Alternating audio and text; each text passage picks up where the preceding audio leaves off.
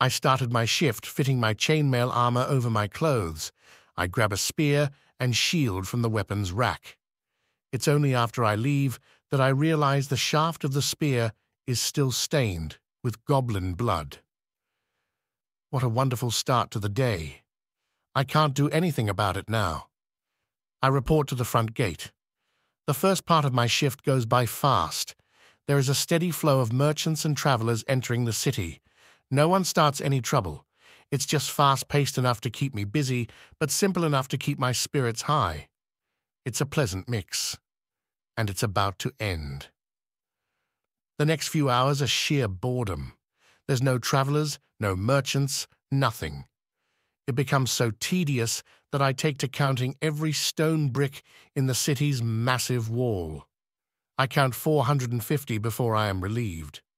Unfortunately, that's not the end of the day. There's a disruption in the marketplace I am summoned to check out. After 5 minutes of moving through the crowded midday street, I round the corner to see a distinguished-looking elf yelling at a plump orc woman in the middle of the marketplace. The conversation is heated as I arrive. "Is there a problem?" I ask. The orc regarded me warily, but the elf was immediately more receptive to my presence.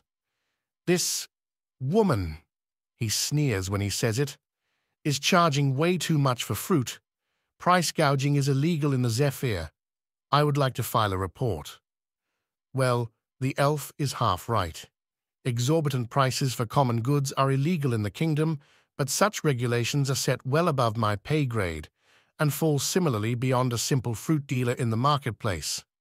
Only the most profitable ventures are subject to these decrees, and that's assuming they don't weasel out of it somehow. Yet the decrees are commonly known and usually complicate my job at least twice a week. Usually it's some misinformed yokel trying to get a better deal by using the threat of legal action on some poor merchant. "How much is she charging?" I ask. 5 copper, the elf says. "It should be 3, at best." "Seems reasonable," I say.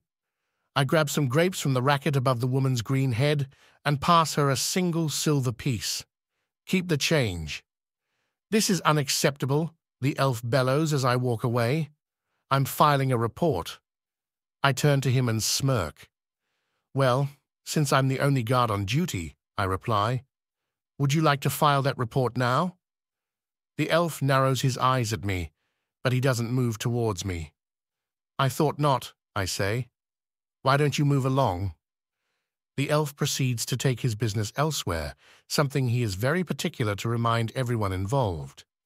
I gave a curt smile to the orc woman before moving to the rest of my rounds. The rest of the day proved uneventful. But then, night fell. The brawls came fast and frequent once the sun went down. While I was grateful for the overtime, I had to keep my head on a swivel. Once the drink started flowing, the street became a powder keg waiting to explode. Action came early tonight. I saw several fellow guards rushing down the street, their chainmail glimmering in the glow of moonlight. I followed them, struggling to keep up and not trip over my spear. It had been a long day already. I watched as the guards charged into a barroom several blocks away. I was almost halfway there when an explosion of splinter sent the same guards spurling into the street like rag dolls. A large troll emerged from the bar, wiping blood and whiskey from his mouth. He moved towards my fallen comrades and began to raise a large blade over one of the fallen guards, who struggled to come to his feet. I leapt forward and hurled the spear into his backside. The troll cried out in pain, turning away from the injured guard. That was the good news. The bad news was the troll now flashed its angry eyes at me. I gulped audibly and then rushed forward to do battle with the troll. He threw a punch at me, but I managed to duck, prying my spear out of his back. The troll let out a muffled cry of pain as blood popped from his wound. The troll clasped both his hands together and brought the full weight of his power down upon me. I raised my shield, absorbing the first blow as well as the second and the third. I didn't know how much more of this I could take. Fortunately, My comrades had returned to their feet by that time. They rushed the troll, and while they couldn't do much against him, they could keep him distracted, long enough for me to bury my sword into its grey and massive thigh. The troll cried out, staggering forward only to finally be toppled over several guards who had hopped atop of him by that point.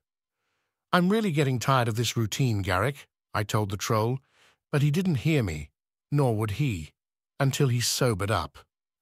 I returned to my quarters not long after. I stripped off my chainmail, returned my weapons to the quartermaster, and headed in for the night. I had to do this all over again in the morning. A squire awoke me 5 minutes later. There was a dragon sighting along the south wall. I sighed and put on my chainmail before returning to gather my weapons, all in a night's work.